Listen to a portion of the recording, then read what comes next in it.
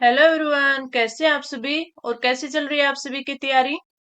जैसा कि आप सभी को पता है कि हमारा महिला सुपरवाइजर की क्लासेज है वो स्टार्ट कर रखी है हमने। और महिला सुपरवाइजर में बात करें तो जो आपका खंड ए है, जिसमें आपके हिंदी, इंग्लिश, मैथ, रीजनिंग और आपके सामान्य जीके, जिसमें आपके राजस्थान का जीके रहेगा और साथ में करंट अफेयर। और एक आपका ख पार्ट है जिसमें आपका है प्रबंधकीय गुण। हमारी प्रबंधकीय गुण की आज की ये तीसरी क्लास है। इससे पहले हमने दो क्लासेज ले रखी है। उन दो क्लास में हमने टॉपिक है वो दो कर लिए। कौन कौन सा? एक तो आपका टाइम मैनेजमेंट वाला कर लिया है और एक आपका नेतृत्व विकास, नेतृत्व क्षमता, गुण और कौशल कर लिया है। जो आपके ये समन्वय, समूह कार्य और टीम वर्क है, ये एक अलग टॉपिक है जो इसमें दिया हुआ है, वो हम करेंगे अगली क्लास में। और इससे पहले हम करेंगे संप्रेषण की परिभाषा, प्रकृति, माध्यम और अवरोध। कि आपकी कम्युनिकेशन की परिभाषा है, यानी कम्युनिकेशन होता क्या है, अलग अलग लेखकों के द्वारा इनकी क्या क्या परिभाषा दी गई है, इसकी नेचर क्या है, इसको कम्युनिकेशन का माध्यम क्या रहता है और उसमें कौन कौन सी है वो बाधाएं आती है। तो ये काफी इंपॉर्टेंट आपके लिए टॉपिक है। तो इसकी मेरे को जहां तक लगता है आपको दो क्लासों में ये करवाना पड़ेगा, संप्रेषण यानी कम्युनिकेशन। और आज की जो हमारी क्लास है तीसरी क्लास है। अगर आपने ये क्लासेज है पहले वाली दो क्लासेस नहीं ली है तो आप जरूर ले लेना, क्योंकि काफी इंपॉर्टेंट है ये क्लासे आपके लिए। तो चलिए बिना टाइम में वेस्ट किए हुए अपन अपनी आज की क्लास अब स्टार्ट करते हैं। और आज का जो हमारा टॉपिक है वो है संप्रेषण, कम्युनिकेशन। इसमें अगर देखें सबसे पहले हमें देखना होगा कि संप्रेषण है क्या, यानी संप्रेषण का अर्थ, मीनिंग क्या है। पहले देखते हैं अपनी लैंग्वेज में, मतलब समझने के लिए। जो संप्रेषण है यानी कम्युनिकेशन है, ये कम्युनिस्ट, ठीक है, इस वर्ड से, यानी ये लेनिन भाषा का वर्ड है। लेनिन भाषा का वर्ड है जिसमें इसका अर्थ क्या होता है, कॉमन यानी सामान्य। यह विचारों, भावनाओं, तथ्यों आदि का आदान प्रदान होता है। यानी इसमें क्या होता है, कम्युनिकेशन क्या होती है, भी एक दूसरे के बीच में है वो अपन क्या करते हैं, बातें करते हैं, ठीक है। एक दूसरे की जो चीजें होती है वो एक दूसरे को समझाते हैं। यानी दो लोग हैं, उनके बीच में विचार हो गए, उनकी भावनाएं होंगी, कोई भी फैक्ट हो गई, उनका आदान प्रदान होता है, ठीक है। यह लगातार चलने वाली प्रक्रिया है। तो कम्युनिकेशन क्या है? दो लोगों के बीच में विचारों, भावनाओं और फैक्ट का आदान प्रदान होता है और ये सतत यानी लगातार चलने वाली प्रक्रिया है। अब इसमें आपसे क्वेश्चन किस प्रकार पूछ लिया जाएगा कि आपको एक ये परिभाषा दे देंगे और फिर आपसे पूछेंगे कि ये परिभाषा किसके द्वारा दी गई है, ठीक है। जैसे जो फर्स्ट वाली परिभाषा है वो लुबिस एलन के द्वारा दी गई है, दूसरी हेरोल्ड कर्ट्स व हेनितर वेहरिक के द्वारा दी गई है और तीसरी रोजरस के द्वारा दी गई है। तीनों ही आपको देखनी है, पढ़नी है, समझनी है, ठीक है। जो लुबिस एलन है उनके द्वारा क्या बोला गया है, संप्रेषण से अभिप्राय उन सभी क्रियाओं से है जो एक व्यक्ति दूसरे व्यक्ति को अपनी बात समझाने के लिए करता है। यानी जो जो एक्टिविटी दूसरे व्यक्ति को अपनी बात समझाने के लिए करता है वो क्या है, कम्युनिकेशन है। इसमें एक व्यक्ति तथा निरंतर चलने वाली कहने, सुनने तथा समझने की प्रक्रिया सम्मिलित है। यानी इसमें एक व्यवस्थित, इसमें एक व्यवस्थित तथा निरंतर चलने वाली, उसमें कहना भी होगा, सुनना भी होगा और उसमें समझाना और समझना भी होगा। तो ये प्रक्रिया चलती है। तो ये किसने कहा था, लुबी से एलन ने कहा था। अगली पर चलते हैं। संप्रेषण सूचनाओं का प्रेषक के द्वारा प्राप्तकर्ता को स्थानांतरण है ताकि वह उन सूचनाओं को सही या उसी रूप में समझ सके। कम्युनिकेशन क्या है, सूचनाओं को प्रेषक के द्वारा प्राप्तकर्ता को क्या है, ट्रांसफर करता है ताकि वह उन सूचनाओं को उसी रूप में और सही रूप में समझ सके। ये कहा था हेरोल्ड कर्ट्स ने, ठीक है। अगली देखते हैं। संप्रेषण एक ऐसी प्रक्रिया है जिसके द्वारा व्यक्ति आपस में सूचनाओं का आदान प्रदान करते हैं ताकि वे एक जैसी समझ बना सके, यानी ताकि वे पारस्परिक समझ बना सके, यानी वो एक दूसरे से सहज रूप से है अपनी बातों को एक दूसरे को समझा सके। तो ये अलग अलग अलग नहीं है ज्यादा तो, लेकिन ये मिलती जुलती तीन परिभाषाएं हैं जो आपको ध्यान रखनी है, क्योंकि आपका टॉपिक ही क्या है, ये देखिए संप्रेषण की परिभाषा। जब टॉपिक में परिभाषा दी गई है तो तीनों पढ़ने ज्यादा इंपॉर्टेंट हो जाते हैं, हो सकता है इससे क्वेश्चन पुटअप हो जाए। अब आगे बढ़ते हैं इसके नेचर के बारे में या इसकी वो विशेषताओं के बारे में। अगला है संचार की विशेषताएं। अब इसमें देखिए कि कम्युनिकेशन होता है तो इसकी विशेषताएं क्या है।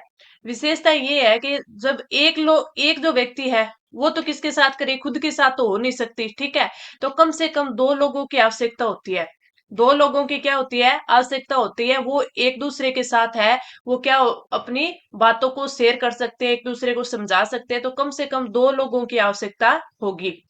दो तरफा संप्रेषण होगा, यानी टू वे कम्युनिकेशन होगा। दो तरफा कैसे, ये इसको समझाएगा, ये इसको समझाएगी, ये इसकी सुनेगा, ये इसकी सुनेगा, ठीक है। तो दो तरफा होगा।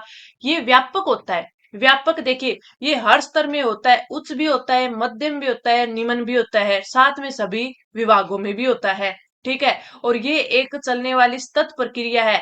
शुरू में मैंने आपको बताया था ना कि लगातार चलने वाली प्रक्रिया है, यानी ये एक सतत प्रक्रिया है। तो ये इसकी क्या है, विशेषता है। ये थोड़ा सा आप इसको ध्यान में रख लेना।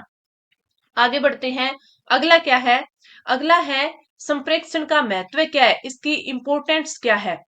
समन्वय के आधार के रूप में कार्य करता है। समन्वय के आधार के रूप में कार्य करता है, यानी संचार अलग अलग विभागों में समन्वय स्थापित कर सकता है। आपस में अधीनस्थों के मध्य संबंध पैदा कर सकता है। मान लीजिए कोई दो विभाग है अलग अलग, ठीक है। अब इनके बीच कम्युनिकेशन होगा, चाहे किसी हिसाब से हो, चाहे वो लिखित रूप में हो, मौखिक रूप में हो, ठीक है, व्हाट्सएप के रूप में हो। अगर जैसे भी ये कम्युनिकेशन होगा तो इनके बीच में है एक समन्वय स्थापित होगा, ठीक है। अगर अपन अधीनस्थों के बीच में देखें तो उनके बीच में भी अगर वो आपसी वार्तालाप करेंगे तो उसमें एक समझ पैदा होगी। तो जो संचार का जो सबसे पहला या संप्रेषण का जो सबसे पहला महत्व है वो है समन्वय के आधार पर कार्य करता है। समन्वय के आधार पर कार्य करता है। अगला, उद्यम के निर्विघ्न चलने में सहायता करती है। उद्यम के निर्विघ्न चलने में सहायता करती है, यानी व्यवसाय उद्यम जो आपका व्यवसाय होता है उसके बारे में ये बोल रहा है।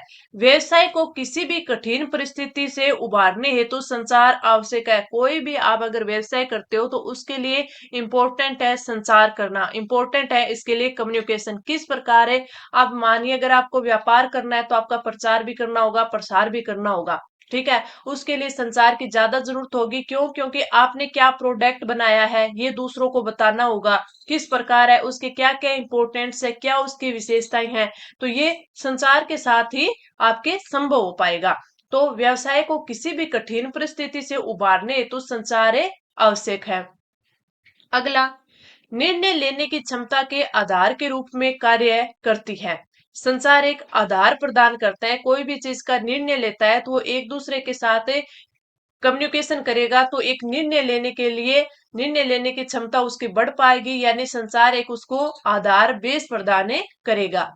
प्रबंधकीय कुशलता को बढ़ाता है। यह अधीनस्थों में कुशलता को बढ़ाता है एवं अधिक कार्य करने हेतु अभिप्रेरित करता है।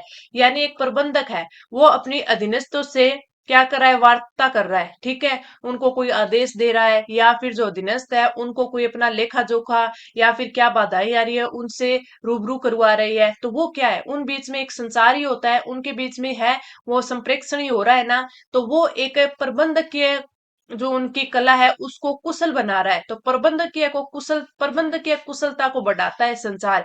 तो समझ में आ गया किस प्रकार बढ़ाता है। अगला क्या है, सहयोग और औद्योगिक शांति को भी बढ़ावा देता है। अब मान लीजिए कोई भी दो लोग हैं, उनके बीच में वो एक दूसरे का सहयोग तभी कर पाएंगे जब उनके बीच में अच्छे से कम्युनिकेशन होगा, वे एक दूसरे से कम्युनिकेट होंगे, तभी वो एक दूसरे की बात समझ पाएंगे, एक उसकी हेल्प कर पाएगा। या फिर आप मान लीजिए उद्योग है, कोई भी व्यवसाय है, उसमें अगर वो कोई भी चीज है वो संचार के आधार पर ही उनकी चलती है तो उनमें भी वो शांति पैदा कर पाएगा या फिर व्यवसाय को बढ़ा पाएगा। प्रभावी नेतृत्व स्थापित करता है। ये भी है कि कम्युनिकेशन है एक प्रभावी नेतृत्व है वो स्थापित करता है। अगला, संचार के सात शेष, यानी सबसे पहले तो देखो शेष का अर्थ क्या है। आशय, संचार करते समय किन किन बातों का ध्यान रखना चाहिए, यानी ये सात चीजें हैं जिसमें हमें बताना है या फिर आप मान लीजिए कि इसमें ये बताना है कि संचार के सात स्पष्ट बातें होनी चाहिए। उससे क्या होगा कि संचार है वो किस प्रकार करना है, किस प्रकार से अच्छे से होगा। या फिर आप थोड़ा सा ये मान के चल सकते हैं कि संचार करने के लिए किन किन बातों का हमें ध्यान रखना चाहिए। ये आपका आता है संचार के 7 CS। ठीक है, सबसे पहले देखते हैं स्पष्ट और क्लियर। आपका जो संचार होगा, कम्युनिकेशन होगी, वो स्पष्ट होनी चाहिए। यानी इसने आगे वाले इसको बोला है, ठीक है, आपने इसको अगर कोई चीज बताई है तो वो ऐसे ही बता के चला गया, इसके समझ में भी नहीं आई, समझ में भी नहीं आई, यानी वो स्पष्ट नहीं थी, क्लियर नहीं, समझ में नहीं आई, तो वो संचार का माध्यम नहीं बन सकता। ठीक है, तो क्या ध्यान रखना है कि संचार होता है वो क्या होना चाहिए, कम्युनिकेशन है वो स्पष्ट होना चाहिए, क्लियर होना चाहिए। ऐसी बात होनी चाहिए जो अगले को अच्छे से समझ में आ जाए। दूसरी, शिष्टाचार।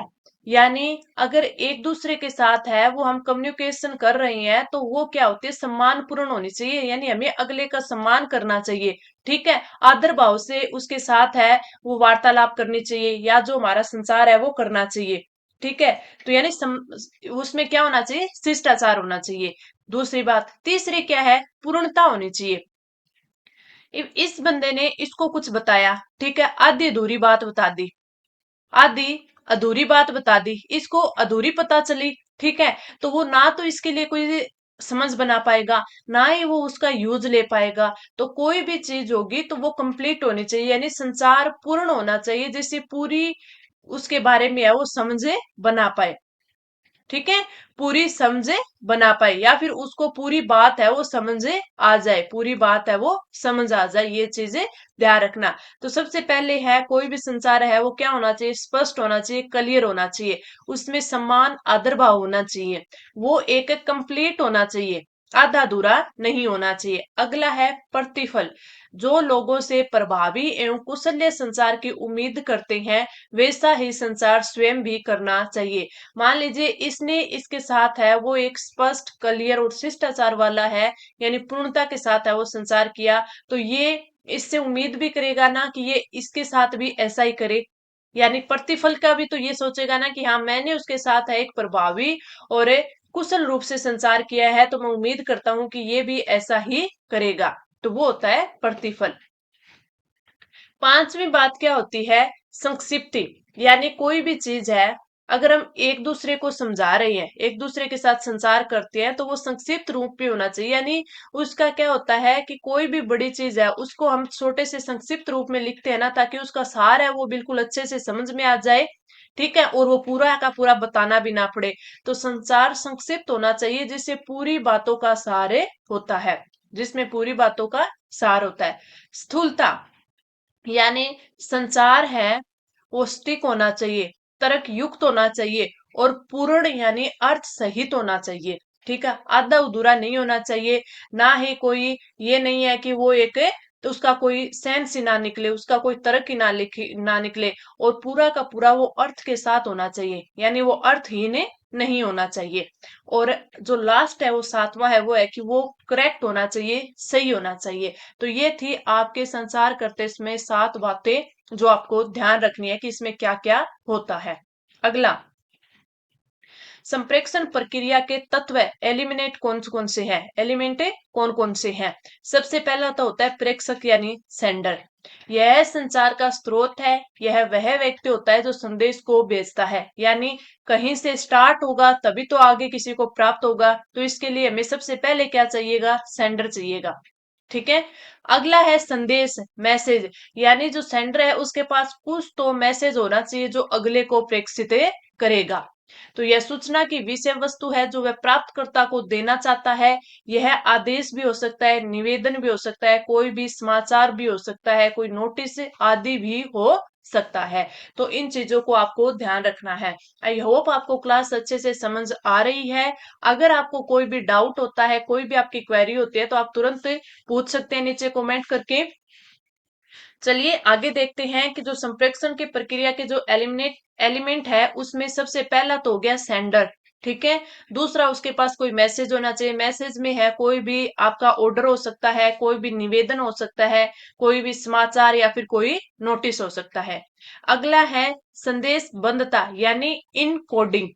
संदेश को चिन्हों शब्दों आदि के रूप में परिवर्तित करना है जिससे प्राप्तकर्ता आसानी से समझ सके। यानी उसको किस चीज में, किस भाषा में समझ आता है, उसी भाषा में जो ये सेंडर है वो उसको बताए। अगला होता है माध्यम।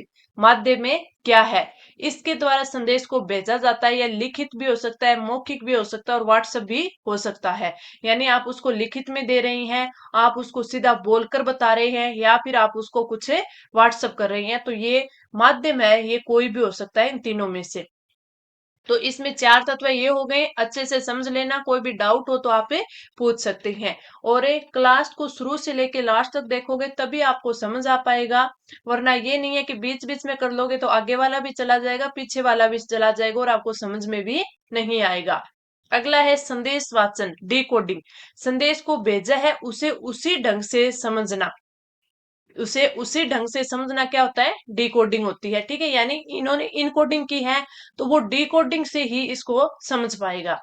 रिसीवर, जो संदेश को प्राप्त करता है, यानी सेंडर ने मैसेज को भेजा है, किसके? रिसीवर के पास भेजा है, तो वो उसको प्राप्त करेगा। प्रतिपुष्टि यानी फीडबैक, अब जब रिसीवर ने उसको प्राप्त कर लिया है तो वो उसको फीडबैक भी भेजेगा कि हाँ मेरे को इतने अच्छे से समझ आ गया, या फिर मुझे इस चीज में ये दिक्कत थी, मैं इसको इस प्रकार इसको डिकोडिंग किया है। तो वो होता है आपके फीडबैक, प्रतिपुष्टि। संदेश प्राप्त होने के पश्चात उसकी स्वीकृति हेतु विभिन्न तरह की प्रतिक्रियाएं जो देते हैं, फीडबैक जो देते हैं, वो होता है। मैं आपको बोलती हूँ ना कि आपको क्लास कैसे लगी, आप कमेंट करके बताना, तो जो आप कमेंट्स करते हो वो होता है फीडबैक। ठीक है, तो ये आपका हो गया फीडबैक। अगली होती है ध्वनि, नॉइस। प्रेषक संदेश एवं प्राप्तकर्ता को संचार में जो भी रुकावट आती है, जो भी रुकावट आती है, वो होती है आपकी ध्वनि या नॉइस। ठीक है, प्रेषक हो गया आपका सेंडर, संदेश आपका मैसेज हो गया, और आपका रिसीवर हो गया। इनके बीच में जैसे पहले इनका इनकोडिंग होगी, फिर इनकी डिकोडिंग होगी। ठीक है, इनके बीच में और भी जैसे ये आ गया कि क्या हो गया, माध्यम कौन सा था। इन चीजों में अगर कोई माध्यम में कोई रुकावट आती है, कोई बाधा आती है, तो वो क्या चीज है? वो आपकी होती है ध्वनि, या उसको नॉइस बोलते हैं। मान के चलिए प्रभावी संप्रेषण की बाधाएं होती हैं, और ये टॉपिक भी है हमारा, आपको पता है ना, संप्रेषण में प्रभावी बाधाएं। ये देखिए, सबसे पहले हमने इसकी क्या है, परिभाषा देख ली, इसका नेचर देख लिया, इसके माध्यम देख लिए, और अवरोध क्या होती है, बाधाएं। तो इसमें किस किस प्रकार की बाधाएं होती है वो भी हम अच्छे से इसे में इसी टॉपिक में पढ़ेंगे। आगे देखें, इसमें क्या हो गया, प्रेषक संदेश एवं प्राप्तकर्ता को संचार में जो भी रुकावट होती है या प्रभावी संप्रेषण की बाधाएं या वो क्या होती है, ध्वनि या नॉइस। अब हम आगे बढ़ते हैं, अब हमें देखना है कि जो संप्रेषण होता है वो किस किस प्रकार का होता है, यानी इसके टाइप हमें देखने हैं। पहला अगर हम बात करें तो सबसे पहला होता है आपका फॉर्मल कम्युनिकेशन। सबसे पहला क्या होता है, फॉर्मल कम्युनिकेशन, औपचारिक संप्रेषण। और एक होता है अनौपचारिक संप्रेषण। सबसे पहले बात करेंगे औपचारिक संप्रेषण में। औपचारिक संप्रेषण है वो तीन प्रकार का होता है आपका। कितने प्रकार का? तीन। एक तो होता है आपका वर्टिकल, लंबवत, एक होता है डायगोनल, तिरछा, और एक होता है हॉरिजेंटल, क्षैतिज।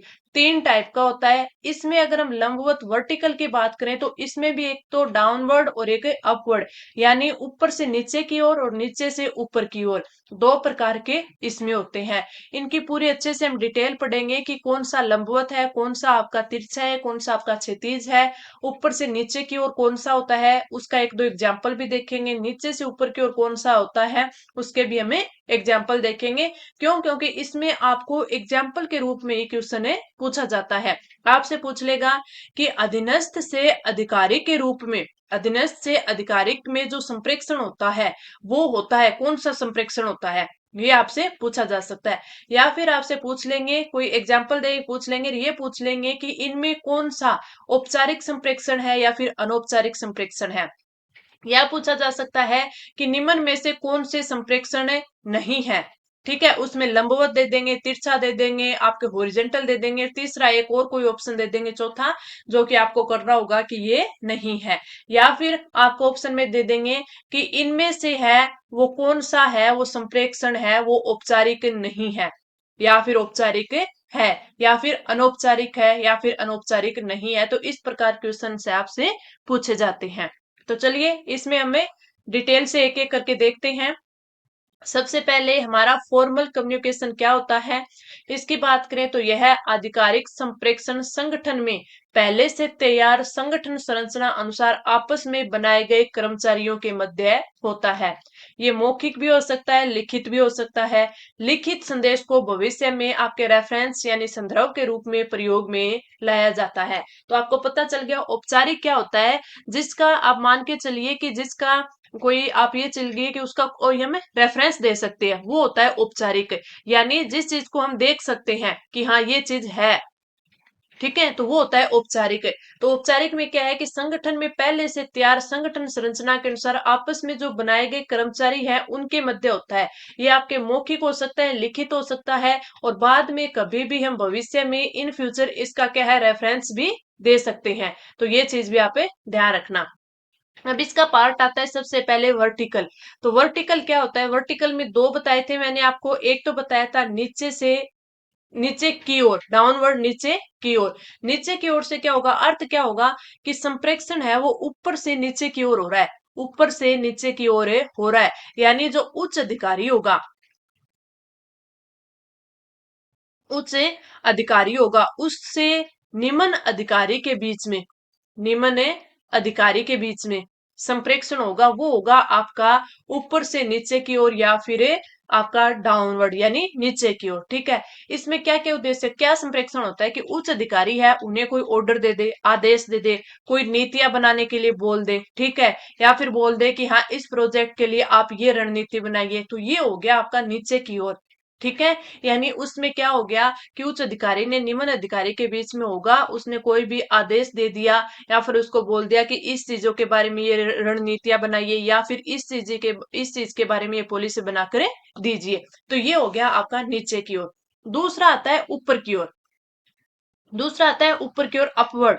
यानी इसका अर्थ क्या हो गया कि संप्रेक्षण है वो नीचे से ऊपर की ओर, नीचे से यानी जो अधीनस्थ होंगे उनसे अधिकारी के मध्य।